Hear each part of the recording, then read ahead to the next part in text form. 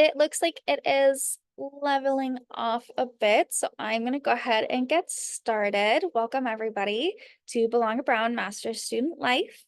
We're going to talk a little bit about student life as a master's student at Brown, what that looks like, specifically campus involvement, communities, and different resources offered here. So if we want to hop over to the next slide. Great, and I will go over the agenda for today. So we're going to start with the Center for Master's Student Excellence. My wonderful colleagues are going to go over student life, student support, and career services. And then I will talk a little bit about housing and living in Providence. And then we'll pop into the Q&A. I do want to go over some housekeeping really quickly. This session is specific to master's student life, and I will not be covering any doctoral or PhD or undergraduate information. We're also not really going to be going into any program specific questions or details today, but if you want to learn more about your specific program, you're welcome to register for one of their upcoming program specific info sessions, and I can drop that link in the chat for everybody.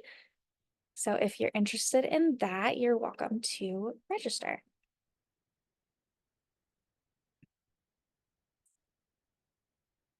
And there you go. Awesome. So you're welcome to drop any of your questions in the Q&A at the bottom of your toolbar throughout the presentation. My colleagues will be answering some of the questions as we go in the background, but if they see anything particular that might be a good question for the larger group, we're going to leave those to the end and I will answer them during the live Q&A portion. So if we can go to the next slide, please. And I can start introducing some of us. So my name is Bryce Lowry. I am an admissions counselor with the Division of Masters and Professional Programs at Brown. If we want to move over to Caitlin. Sure. Hi, everyone. So happy you're all here. My name is Caitlin Janetti. I'm a career counselor in our Career Services and Professional Development Office here at Brown. We support all master students. I specifically work one-on-one with our STEM students, but I also support all of our other master students through a lot of our programming and workshops. Awesome. And Janae? Good afternoon or good morning, depending on where you're logging in from. It's great to see you all today. My name is Janae Victoria, and I am the Assistant Dean of Student Affairs here for all of our master's students. A lot of the work that I do is involved with direct student support, as well as overseeing a lot of our onboarding and programmatic aspects, but I'll get into more of that in a few slides. Awesome. And then I also wanted to give our current student, Sharanya, a chance to introduce herself as well. Thank you, Bryce. Hi, everyone. I'm Sharanya. I'm a second-year master's student in physics here at Brown, and I work with the Department of Masters in Professional Development as a graduate assistant for master student engagement, and I also work with the Graduate Student Council as the chair of international advocacy. Awesome. Thank you so much. So if we want to go to the next slide, I can introduce some of our student affairs team members, but we do have Amanda with us. So if she wanted to introduce herself a little bit as well. Hi, everyone. My name's Amanda. I'm the newest career counselor at Brown, and I will support all students, STEM and non-STEM, as part of the Master's Career Services program. Awesome. We're excited to have you. So then we also have our other team members who weren't able to make it today, but we have Morgan Orlandi, who's our student engagement specialist. We have Joel, who is the Deputy Dean of Academic and Student Affairs. And we have Kamal, who is the Associate Director for Career Services and Professional Development. So if we go to the next slide, I will hand things off to Janae and you can talk a little bit about your work. Thank you, Bryce. And we can click to the next slide. So again, a lot of the work that I do oversees, or I should say my portfolio oversees a lot of our programming, student engagement efforts. And here you can see just a smattering of some of the events that we've hosted in the past, as well as some that we have upcoming this year. Really, we try to run the gamut with master's specific programming. We have everything from wellness and well-being to social events, as well as some programs that we collaborate with other colleagues on campus that are more targeted to special populations on campus. If we want to go to the next slide. So a big charge of what we try to do here in terms of programming is to help you all build community. From the time that you start, which could be as early as orientation or maybe a little bit earlier, depending on when your program begins, we want to help to connect you with your peers, not only across your program, but across the university, across all master's programs. So a lot of departments will hold internal events for students. There will be meetups here and there, but being in class with the same folks day to day, you may want to meet some other people, and that's okay. So we try to bridge that gap for folks across shared identities, across common interests, and help you build a sense of community, especially because you're here for maybe a year, maybe 2 years, but it's a pretty quick turnaround. So really from day one, we begin with that engagement at orientation. There are several orienting events, including our all-student orientation, as well as sessions specific for international students and students of color, which refer more so to our domestic students. And each of these sessions go over really critical information that you need in order to onboard into the Brown system, but really also just to get to know your peers, the resources that are available to you, and begin to become familiar with your surroundings. As you saw in the last slide, we have a ton of different events that we offer, both in collaboration and independently from our center. Some of those include community dinners. Some of those include community dinners, as well as meetups for different student populations. And how would you find out about these? Great question. You can find out either on our master's website. We have a calendar that's running with all of the different events. You can sign up right then and there online, as well as our graduate student newsletter, which goes out on a monthly basis and holds information not only with our events, but again, with our peers across campus. As they're holding events that might pique your interest, we make sure to highlight those as well. And I'm not sure, Sharanya, if you wanted to speak to any of the events that you've recently been to or helped to facilitate this semester. Yes, of course. So I work with Morgan, who is our student engagement specialist, and she's been doing a wellness series, and we've been doing some really good events down at the yoga studios. We had recently had a sound bath and acupuncture healing session. We're going to have a heated yoga session tomorrow. We also had like a lymphatic drainage massage session. So it's a lot of events just to help you, slow down, just take a step back and focus on yourself, because grad school can be very challenging. And we have a lot of free food events also. Everybody is welcome to it. Please make the most of it. So we recently had a build your own salad bar. I think it was like a day or two ago. So we're doing a lot of events just to help you meet new people, help you find your community, and help you take a step back and just slow down in this fast-paced master's program. So yeah, thank you. Thanks, Sharanya. And we can head to the next slide.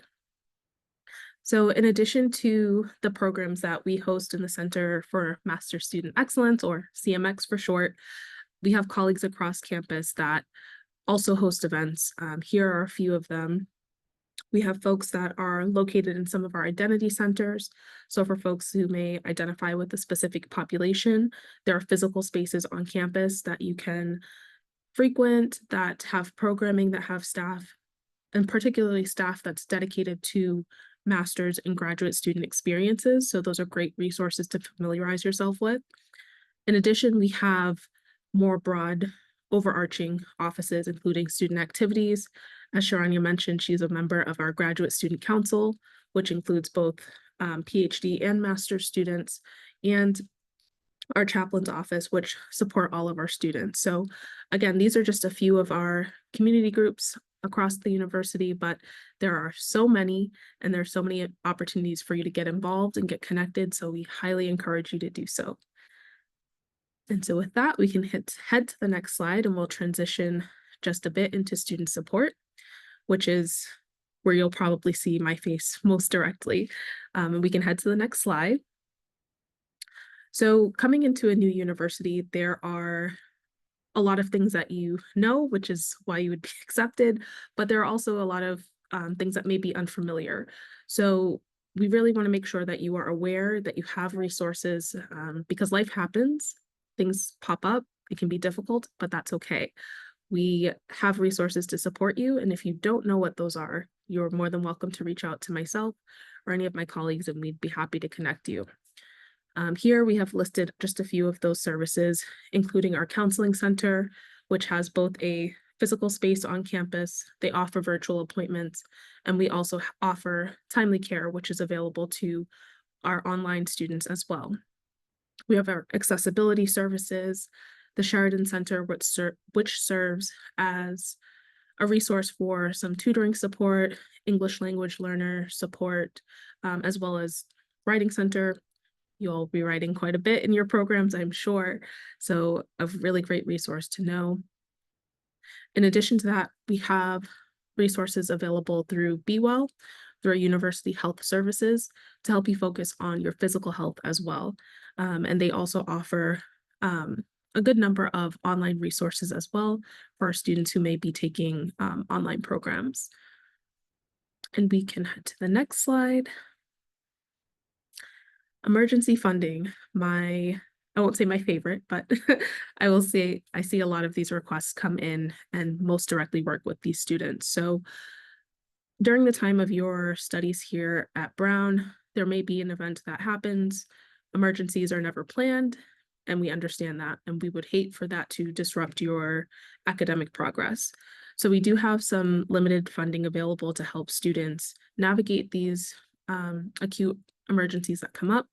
Students can apply for them, and it runs from everything from, you may need some meal supplements, you may need assistance repairing a laptop, winter clothing if you're not from the Northeast and have yet to experience a New England winter. So again, there are resources available, and we are more than happy to help you access those. In addition, in terms of technology, sometimes it breaks down, that's okay. There's a laptop learner program, as well as some, as I mentioned, funding available to help with repairs. And we also have a short-term emergency loan for students who may, need to access funds that are well beyond the emergency fund or EGAP that we have available through the School of Professional Studies. Okay, and we can head to the next slide. Excuse me. So in a nutshell, as I mentioned, coming to a new space, there are many things that you know, but you don't know what you don't know, and that's okay. We don't expect you to know everything or memorize everything from today's presentation. If you are ever in a situation where you're having challenges or you have questions, you're not sure where to go, again, you can always reach out to myself, you can reach out to Joel, and we'll either meet with you to figure out what resources are available or would be best fit for your situation, or we can help to connect you with the campus resource directly if it's beyond our office. Again, there are resources specifically for our master's students, so we want to make sure that you are aware of those, able to utilize them, and able to access them. So please do not hesitate to reach out. Yeah, and I think that is all that I have. I will pass it back to, oh, just kidding. I'll pass it to Caitlin. Thank you. We can go to the next slide. Awesome. All right, so here at Brown, there is a dedicated office for career services and professional development for our master's students. So we can go to the next slide. And I want to preface that students who use career services are 24% more likely to get job offers.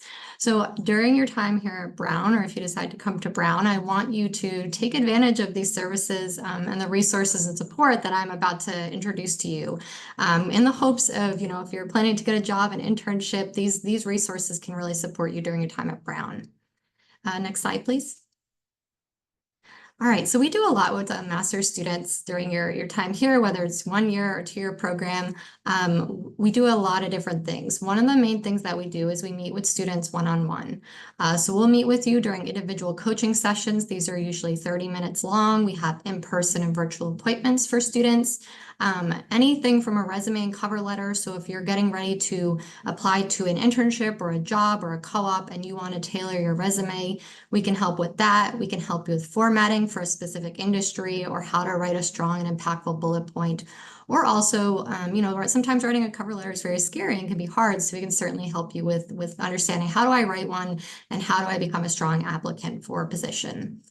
We also do career advising. So these are 30-minute appointments where it's very individualized to what you're hoping to do. What are your career goals? What are your professional goals? And how can we help you get there? So we'll talk about different jobs and opportunities available to you, different industries that suit your specific skills or your expertise, and really honing in on what are you looking for your own career and professional development. We also do mock interviews. These are typically 50 minutes, so 50 minutes, where you're getting ready to prepare for an upcoming interview. We ask that students send us the job description or internship description, and from there we tailor questions for you where we can practice, typical questions that employers or an interviewer might ask you, and we'll provide feedback, ask you for some reflection as well, and help you feel confident and ready to go for any upcoming interview you have. We typically have our appointments Monday through Friday, but we do have evening hours available as well because we know you're busy students and you aren't always available between the typical 8 to 5. So every week we try to have evening appointments available. In addition, we also have a workshop series every fall and spring semester. These are always virtual through Zoom. They're typically an hour long on many different topics from resumes, interview prep, personal branding, going into how to create an effective LinkedIn profile, really all those important career skills you need in order to be a successful candidate and also hopefully get a job upon graduation. You can go to the next slide. In addition to our virtual workshops and our one-on-one support, we also do a lot more across campus and with master's students. So during the fall, spring, and summer, we try to offer a career launchpad course. This is a 2-day intensive crash course on your career skills, getting you ready early on to be, prepping your application materials. We go over everything from all the skills I just mentioned. But what's really cool about this class is that it's a small cohort of students. You're getting peer feedback. You're getting feedback from us as well. And we also build in engagement and working sessions for you to begin working on your application materials. So that's something you can register for in advance if you're here at Brown, and it could be a really great resource for you. We also offer program-specific events. So a lot of the time we have faculty or programs reaching out. We're going to the classroom and trying to tailor our programming specific to, maybe a biotechnology program, MPH program, you name it. We also have a master's newsletter that goes out once a month where we're trying to list all our events, all of our kind of tips and tricks for career services. And we also have a lot of different campus partnership events too. So we understand that there's a lot of different identities. There's a lot of different types of curriculums and students here at Brown. And we need to make sure we're working with our campus partners to support all of our master's students. So for instance, in a few weeks, we're going to be having an event that's supporting international students, professional communication here in the United States, like what you should be focusing on when you're talking to a recruiter or reaching out to an alumni. And we're going to be partnering with a lot of different offices across campus for that event. We can also facilitate a lot of alumni connections, so helping you understand, how do I reach out to an alumni? What type of information should I be speaking with them about?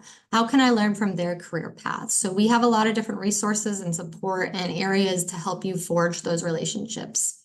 And then we also have signature events, which we do. We try to do at least once a semester. So we have resume road trips where we go up to the main campus. And we have a 2-hour window where students can just drop in whenever, between those 2 hours, get their resume reviewed, cover letter reviewed. And then we also this past semester launched a mock career fair session where we were getting students ready for the upcoming career fair here at Brown University and helping you feel confident, again, speaking to a recruiter or what to expect at a career fair and just feeling confident and kind of comfortable in that type of setting. We can go to the next slide. We also have a master's student professional development fund. So we understand this is a very important area for master's students, your continued learning and your professional development. So you can apply for up to $500, I believe, over the academic year to support your professional development, whether that's attending a conference or a workshop or a seminar. It could be, travel related. So please know that this is available to you and it's an important part of being a master's student and your own career professional development. So, definitely take advantage of this again if you're here at Brown. Next slide, please. And I just wanted to quickly give you a snapshot of some of our past events or upcoming events as well. You can see a lot of our workshop series. One I want to point out too is, if you're interested in consulting types of roles, we always try to do some sort of consulting programming prior to the summertime when a lot of those applications open up. So this past summer, we did a consulting insight series and we brought in guest speakers to talk about how to conduct a case interview. You can see a lot of our workshops or upcoming events that we're hosting for students. Next slide, please. And then I just wanted to lastly leave you with our virtual career center. This is basically our online website with everything career professional development related. Please feel free to scan the QR code, start checking it out, see what we offer our master's students. We have everything from exploring different industry and career paths, job boards. We have different handouts on how to build a strong resume or different prompts for, potentially reaching out to an alumni, how to use AI for your career development. We have different job simulations through here. So a lot of free resources that we try to tailor for our master's students, and understanding that, your career professional development is very important. So all master's students have access to this during their time here at Brown. And I think I'm going to hand it back to Bryce. Awesome. Thank you so much, Caitlin.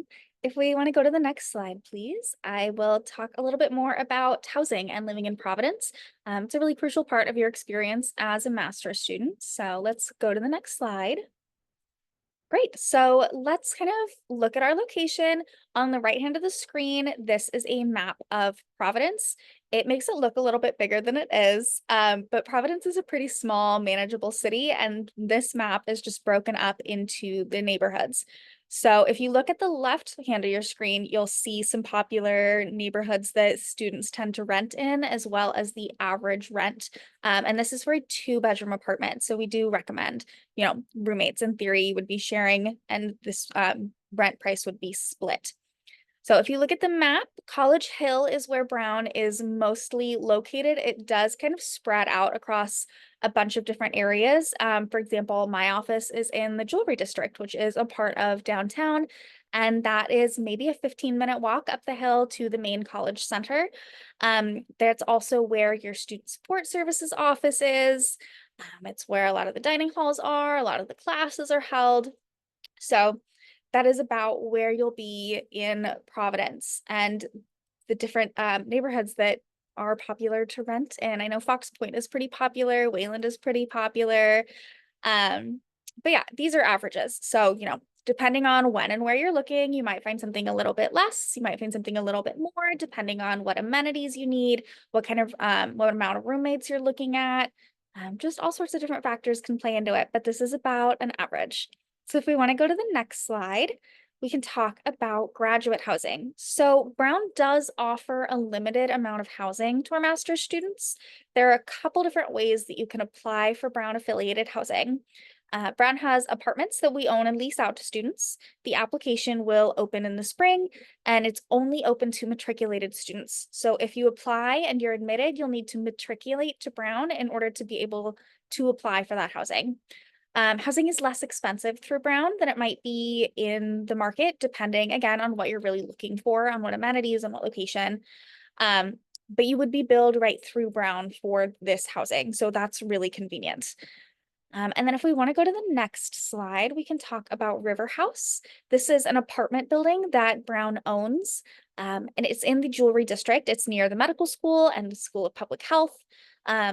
We all work for, the division of Masters and Professional Programs that's hosted in the Jewelry District. But this building is specifically housing for graduate students, PhD students, and medical students. So you can see the average rent for last year on the screen in front of you.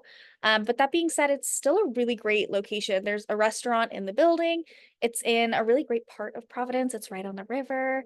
So you get a really great view. It's a great option. But I do want to stress that it's really limited. There's a lot of people who choose to live off campus. And choose to live in non-Brown affiliated housing because Brown affiliated housing is somewhat limited. So prospective students, apply, and then as soon as you're admitted, that's when you want to start looking into this housing and applying for this housing. So just keep that in mind as you go through your process. And if we want to go to the next slide, we can talk about some things to do in the area. So Providence is a smaller city, but it's also really vibrant. It's considered the arts capital of New England. There's so many cool museums. We share campus space a little bit with the Rhode Island School of Design, which is an art school. So there's a lot of really creative things that happen in the city. Brown also has Thayer Street that kind of runs through the campus. It's somewhat famous street that has just like every restaurant you could imagine, any type of food that you're interested in. It's a lot of fun. And then depending on what you're interested in, there's lots of parks, there's lots of outdoors activities. There's a state park that's not far. And the Providence Performing Arts Center is also really close and a really great fun venue. Something else that happens in Providence is water fire. It's on the weekends. There's a river that runs through Providence, and they've got these basins that at night, they light them on fire, and they've got fire performances and live music. And it's always packed. There's so many like fun. There's a lot of people. It's really fun. There's different vendors and music. It's kind of magical. So I definitely recommend that. But yeah, there's a lot of Brown hosted events nearby as well. So concerts, sports, things like that are sometimes affiliated with Brown. So as a grad student, you can also go to the Grad Center bar. And then other sports events, be a proud supporter of your community, of your school, of your Ivy League. But yeah, Sharanya, is there anything specifically that you like to do around campus that you want to point out? I also find Waterfire very magical, Bryce. I love any friends who are visiting. I always take them to Waterfire. It's just I've never experienced anything like it. Let me put it that way. I love Thayer Street. I'm a big foodie, and I've exhausted all my options at Thayer Street, which is a lot because we have a pizza place, Antonio's Pizza, and they have $3 pizzas on Wednesdays. So you should always, and they sometimes do like a tasting event where you buy like a $20 ticket, and all of the restaurants on Thayer Street will have like a little kiosk outside the restaurants, so that one ticket can get you a little sample from every single restaurant on Thayer Street. So really great place to be. And I also love downtown. Downtown nightlife is also really good. Providence Place, the mall, anything that you might want to buy, you can definitely find there. We have a lot of like Walmart, Target, everything at like driving distance. You can use your Brown ID. You can ride the public transport, the bus for free using your Brown ID. So that is also a really great resource. I would also like to add for housing, as soon as you matriculate into Brown, please subscribe to the listserv, which is the graduate students listserv. It's called GSBB. That's how I found my housing, and you will have options available based on what price point you want to look at. I personally pay around like $600, and I have seen people paying even less, but you have to be like quick on it because really good housing goes out really fast. So whether you're trying to pay like $700, $800 if you want to live off campus or if you want to live at River House, GSBB is a very good resource, one, to find houses and also to find roommates. Like Bryce said, those the price ranges that were given were for a 2-bedroom apartment, which kind of tend to be on like the more expensive side. I live in a big 3-floor, 6-bedroom house. That's why my rent is on the lower side. But if you want to live in like a 3-bedroom, 4-bedroom apartment, there are great options available. And your rent also would not be really high. So, and you probably would have to find a roommate for yourself. So the lists would be a really good resource to start looking. Awesome. Thank you, Sharanya. I appreciate all of that. So if we want to go to the next slide, I can talk a little bit about getting around. So this is some of our transportation options. Brown does have a shuttle that you can use for free. It's got the map right here on the screen to show you where it travels. It travels down to the Jewelry District where we're located, where the medical school is located, and then it goes up the hill where the rest of the campus buildings are located. So that's really helpful. I use it a lot getting up and down the main hill. The main hill is definitely a hill. It's a bit of a tough climb. I've done it a couple of times and I'm typically out of breath at the end, but it also is pretty doable. I'm sure if I got used to it, it would be fine. The other thing that's pretty nice is there are a lot of like bikes and scooters around that you could rent, that you get like the little app on your phone, and then they're electric and they just kind of take you wherever you want, and then you can just leave it. So that's really nice. There's also Lyft and Uber. Those are pretty popular in the larger Rhode Island area. And then you do get access to the Rhode Island Public Transit Transportation Authority, which, you know, we call it RIPTA. So the buses, you get a free access with your ID, and that's really helpful. There's also a lot of Zip cars, and that's kind of a newer one. And then in New England and beyond, there's the TF Green Airport that is located just south of Providence in Warwick. There's also the Boston Logan Airport that is in Boston. I would say maybe an hour and a half from campus, but it is larger. It's more of an international airport if that's what you need. And then there's also the Massachusetts Bay Transportation Authority. So with that, that's kind of the Massachusetts version of RIPTA, but they offer $10 tickets on the weekends. So you can get up to and around Massachusetts for really cheap. And I know a lot of people that take advantage of that. So if you wanted to explore outside of just Providence, you've got a lot of options to get around. So if we want to head over to the next slide, I can start the Q&A. If we go to the next slide, we've got a lot of good contact information here. So I will put that in the chat, and then I will go ahead and open up our Q&A.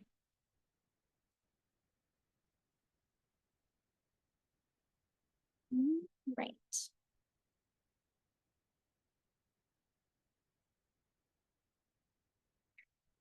What guidance can you give us to enable our application to stand out? What is Brown really looking for? That's a great question. I think my best advice for making an application really stand out would be to treat your statement of purpose, your professional statements, treat those as writing samples. You know, make that your very best possible writing. We want to know about you. We want to know about your experience. We want to know why you're interested specifically in this program. So make sure that that you put a lot of work into it. You can tell when you put a lot of work into it. And for your letters of recommendation, make sure those are people who really know you really well. Someone who's going to be able to speak to your academic ability, to your professionalism, speak to who you are in a classroom, who you are in a research setting. Ask for those earlier rather than later so they can put a lot of time into it. Let your recommenders know, like, hey, do you remember when we worked on this thing? I would love it if you touched on this specific project that we did in my letter of recommendation, so they have an idea of what they're writing. So yeah, those would be my two biggest kind of pieces of advice. And then what transportation options are available? Navigating between campus housing, the city, or the university shuttles or public transit. So yes to both. I did kind of just cover that, but we've got RIPTA, we've got the Brown shuttle, and then there is the Massachusetts public transit as well. So you've got bus options throughout both states to really get along, to get around, and those are all free to you as graduate students.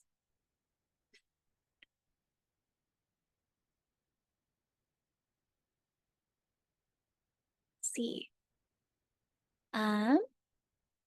Caitlin, looks like you wanted to answer this one. Does Brown offer any specific programs for graduate students seeking summer break internships, either through university partnerships or career services?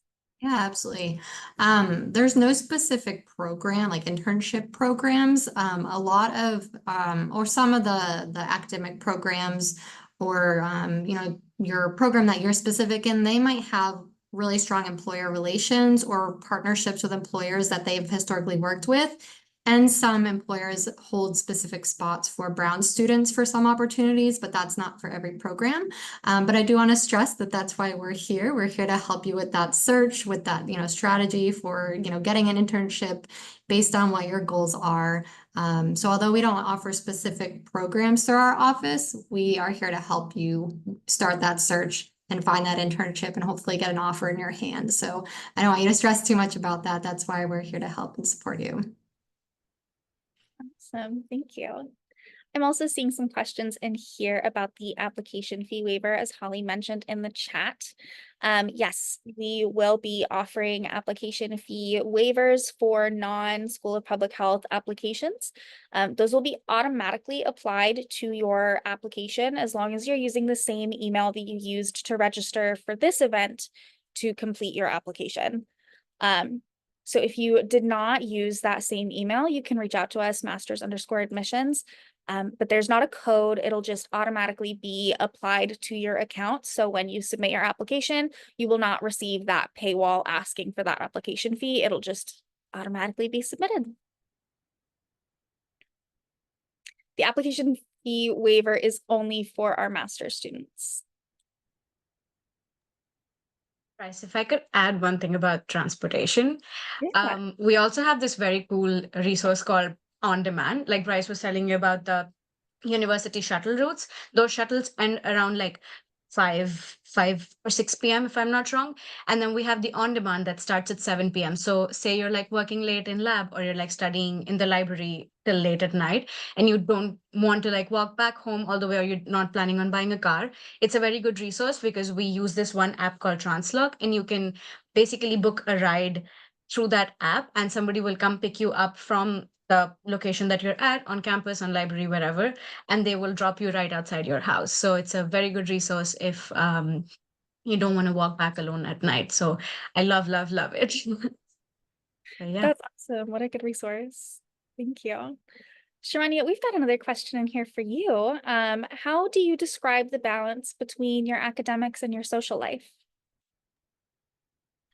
Yes, so that is one of the reasons that I really wanted to work with the Division of Masters in Professional Programs as the graduate student engagement graduate assistant for master's student engagement, because I have always believed in having like a good balance, but because I will lose my mind if I'm only focusing on my studies and my academics, I need something to balance it out. And I found my closest people at Brown here at these events. So I think one really good way to do it is keeping up with all of these events that different groups are organizing. And one thing that I love about Brown is even if like the sociology department is having like a pizza event, you can just go in. Nobody will ever tell you that, oh, why are you here? Or like, it doesn't matter if you don't specifically identify with that group or that community. You're always welcome to just go talk to those people, meet new people, just have fun with them. So that's one thing that I really loved about Brown, that I always was made, like I always felt like I was welcome wherever I went. And that was very important for me moving so far away from home. It really helped me find my space and my community. So I think for me, and what my advice would be to go to all of these events that people are doing, organizing for you guys. And yeah, just find your people, find your community. I love that. Thank you. Awesome. Well, does anybody have any other questions for our career services team or Sharanya?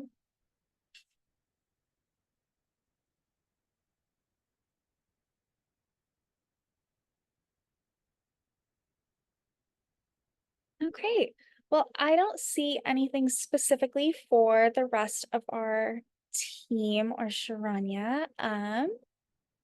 So I'm going to go ahead and let you all go, and then I will hang around and answer some of these additional questions. But thank you all so much for joining. I really appreciate you taking the time and helping out. Thank you, Bryce. Thank you. Thank you. Bye. Take care, everyone.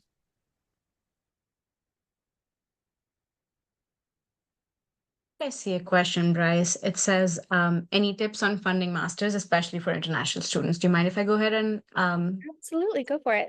So since masters is a self-funded program, I would definitely suggest finding an on-campus job.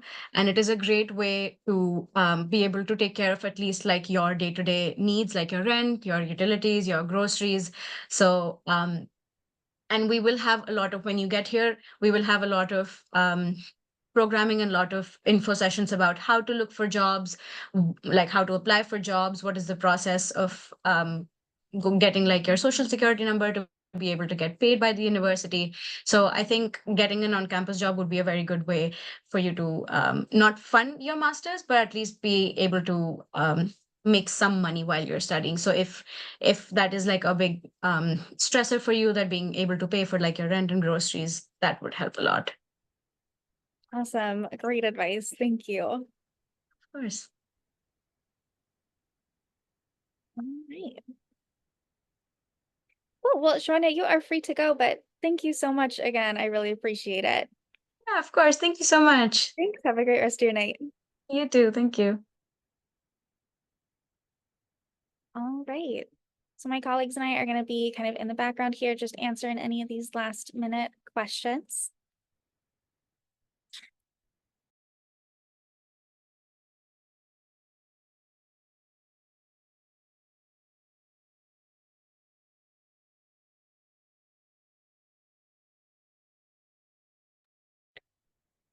Just to answer some of these last questions, about the application fee waiver, it will be automatically applied to your account after the session since you attended. So there's not a code, there's not a waiver. As long as you have a non-SOFIS or non-public health application.